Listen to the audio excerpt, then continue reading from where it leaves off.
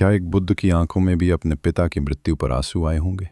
संसार को मोह से मुक्ति का मार्ग दिखाने वाले तथागत जब बरसों बाद कपिलवस्तु की दहलीज पर लौटे तो उनके सामने कोई शिष्य नहीं, बल्कि उनके वृद्ध पिता महाराज शुद्धोधन अपनी अंतिम सांसें गिन रहे थे।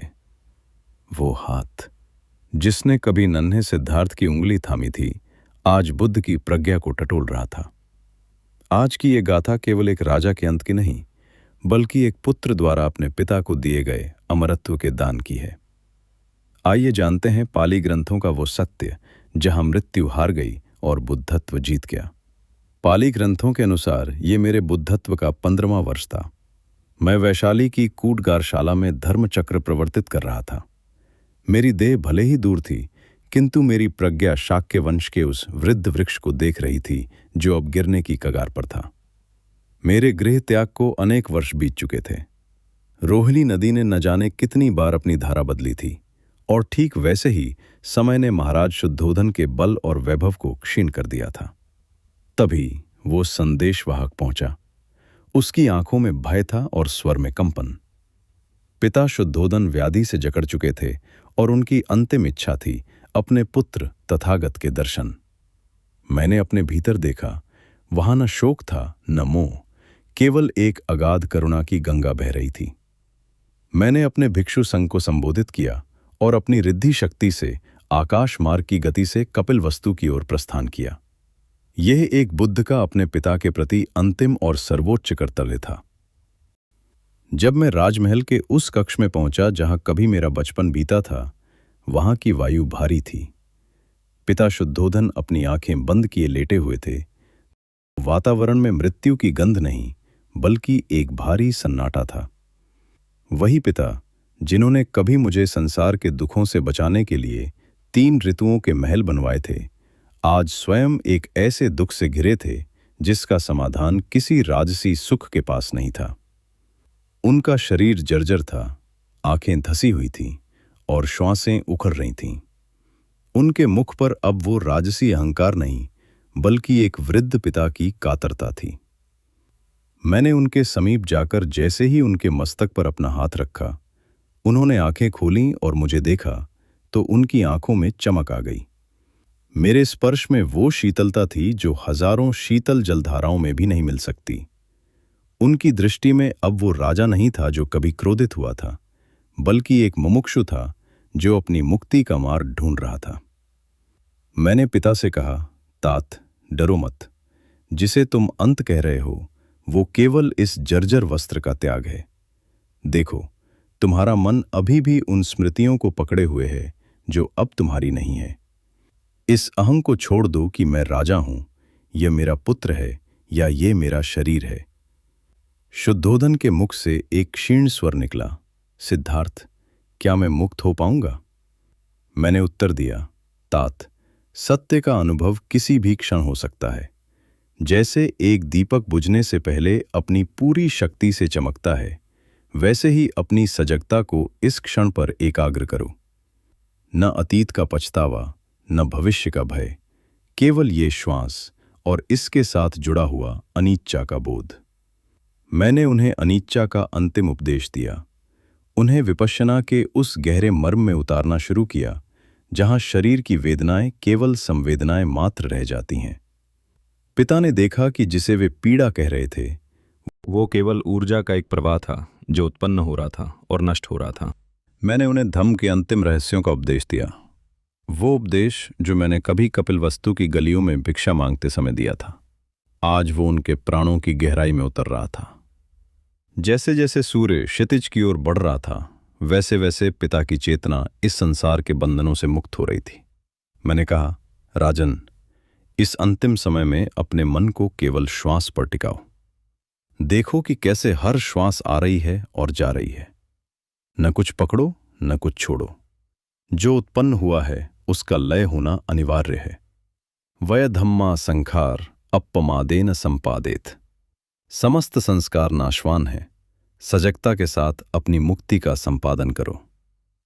पाली ग्रंथों में वर्णित है कि मेरे उपदेश को सुनते सुनते राजा शुद्धोधन ने अरहत पद को प्राप्त किया। उनकी आंखों में एक अपूर्व ज्योति जागी। वो ज्योति जो केवल सत्य के साक्षात्कार से प्राप्त होती है। पिता ने अपनी अंतिम श्वास ली, किंतु वो श्वास एक साधारण मनुष्य की मृत्यु नहीं थी। वो एक प्रबुद्ध सत्ता का विसर्जन था।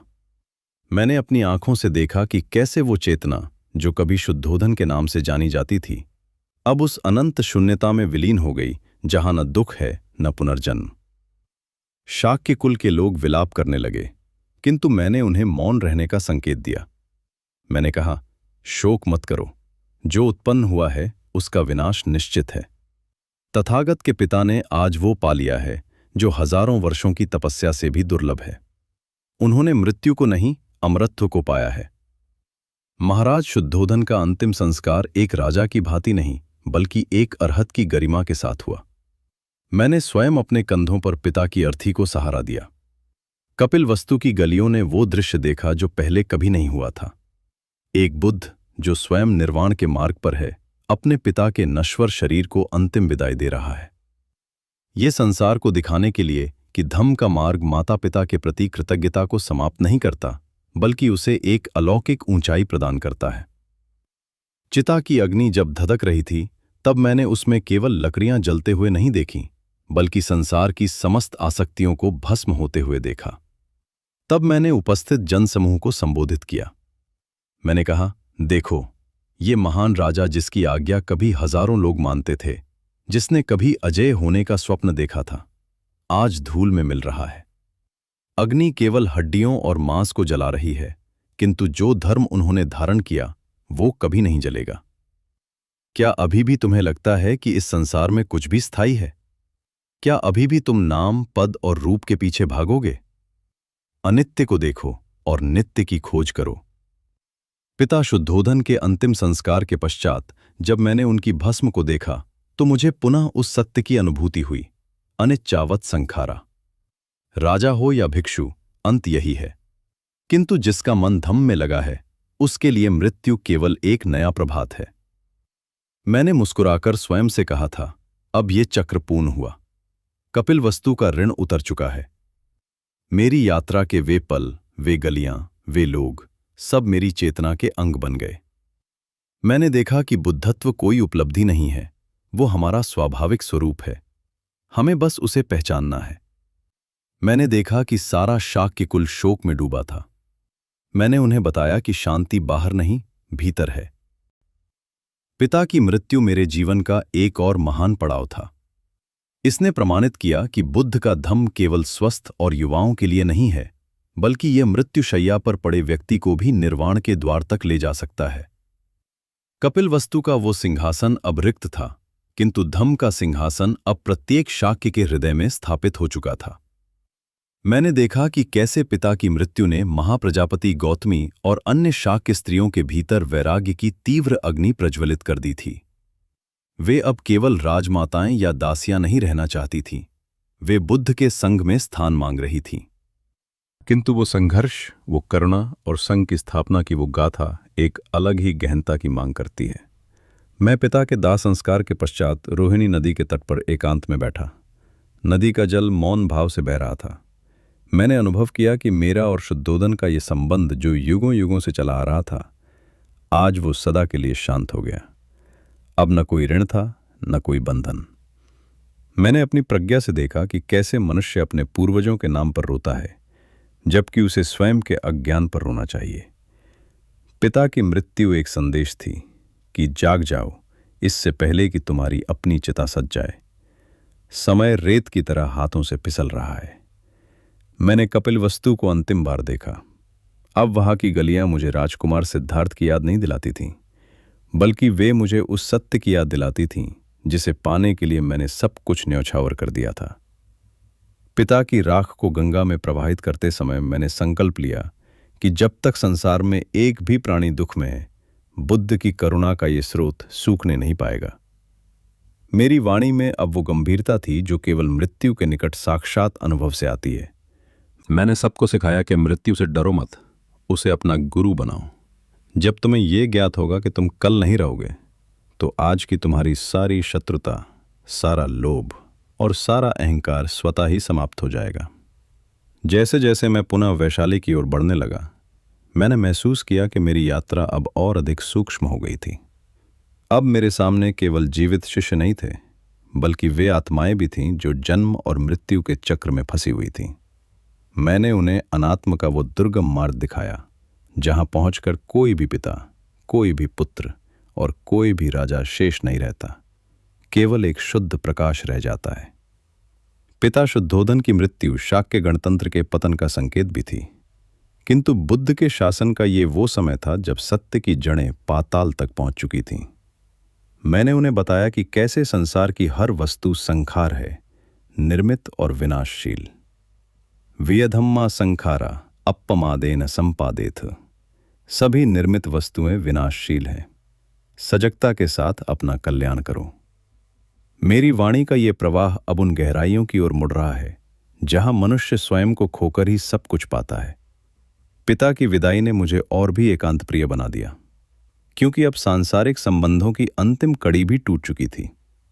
मैं पूर्णतः स्वतंत्र था, एक ऐसे पथ पर जहां न कोई पीछे था न कोई आगे, केवल एक अनंत वर्तमान था। क्या तुमने कभी अपने भीतर उस मृत्यु को अनुभव किया है जो हर क्षण घट रही है? यदि नहीं, तो तुम अभी भी सोए हुए हो। जागो, क्योंकि मृत्यु किसी की प्रतीक्षा नहीं करती। तथागत का यह संदेश केवल शब्दों में नहीं, बल्कि उस मौन में छिपा है जो पिता शुद्धोधन की चिता के शांत होने के बाद कपिलवस्तु के आकाश में छा गया था। मेरी यात्रा का ये खंड यहां उस सन्नाटे में विलीन होता है जहां से एक नया संघर्ष और एक नई करुणा का जन्म होने वाला था। स्त्रियों के संग का प्रवेश और धम्म का वो विस्तार जो सीमाओं को लांघकर पूरे आर्यावर्त में फैलने वाला था। इस मार्ग पर चलते रहो, क्योंकि रुकना ही मृत्यु है और निरंतर सजग रहना ही जीवन है। मेरी करुणा सदैव तुम्हारे साथ है, उस प्रकाश की तरह जो अंधकार में मार्ग दिखाता है। मेरी यात्रा का यह अध्याय यहां विराम लेता है, किंतु मेरी चेतना उन सब के साथ है जो सत्य की खोज में एक कदम भी बढ़ाते हैं। मैं वहां रहूंगा, प्रत्येक श्वास में, प्रत्येक सजग विचार में। वो यात्रा जहां पदचिन्ह नहीं बनते, वो आकाश जहां पक्षी उड़ते तो हैं पर कोई निशान नहीं छोड़ते, वही तथागत का मार्ग है। मैंने अपने शिष्यों से कहा, चलते रहो, तब तक मत रुको जब तक कि तुम स्वयं ही मार्ग न बन जाओ। और हम बढ़ते रहें उस अनाम लक्ष्य की ओर जहां न जाना है न आना है, बस होना है। उस समय की वायु में एक विलक्षण रहस्य था, जैसे सृष्टि स्वयं अपने रहस्यों को खोलने के लिए आतुर हो। मैंने अपने भीतर की गहराइयों में झांक कर देखा कि कैसे हर सांस के साथ संसार बन रहा है और मिट रहा है। उदय अव्यय, उत्पत्ति और विनाश। जो इसे देख लेता है वो दृष्टा बन जाता है, और दृष्टा ही मुक्त है। पिता शुद्धोधन की मृत्यु के पश्चात शाक्य वंश का भार अब धम्म के कंधों पर था। मैंने कपिलवस्तु की उन गलियों को अंतिम प्रणाम किया और उस महाशून्य की ओर बढ़ गया जहां सब कुछ एकाकार हो जाता है। यदि इस सत्य ने तुम्हारे हृदय के किसी कोने को स्पर्श किया है, यदि इस करुणा ने तुम्हारी चेतना को झंकृत किया है, यदि इस कथा ने आपके भीतर अनित्यता की उस सूक्ष्म ध्वनि को जगा दिया है, यदि पिता शुद्धोधन की अंतिम श्वास ने आपको अपनी ही नश्वरता का स्मरण करा दिया है, यदि तथागत की करुणा ने आपके हृदय में एक क्षण के लिए भी शांति का दीप प्रज्वलित किया है, तो इस प्रकाश को अपने तक सीमित मत रखिए। धम्म का मार्ग अकेले चलने का साहस अवश्य सिखाता है, परंतु सत्य का प्रकाश साझा करने से और भी प्रखर होता है। इस यात्रा को आगे बढ़ाने के लिए इस अध्याय को लाइक करें, उन तक अवश्य पहुंचाएं जो अभी भी जीवन और मृत्यु के प्रश्नों से जूझ रहे हैं। शेयर करें, और यदि आप भी इस आंतरिक जागरण की यात्रा का हिस्सा बनना चाहते हैं तो इस साधना पथ से जुड़े रहने के लिए सब्सक्राइब करें। याद रखिए, मृत्यु अनिवार्य है, परंतु अचेतन मृत्यु नहीं। जागृत होकर जियो, सजग होकर प्रेम करो और ऐसा जीवन जियो कि जब अंतिम श्वास आए तो भय नहीं, केवल शांति शेष रहे। तथागत का मार्ग पद चिन्हों से नहीं बनता, वो सजग हृदयों से बनता है। नमो बुद्धाय।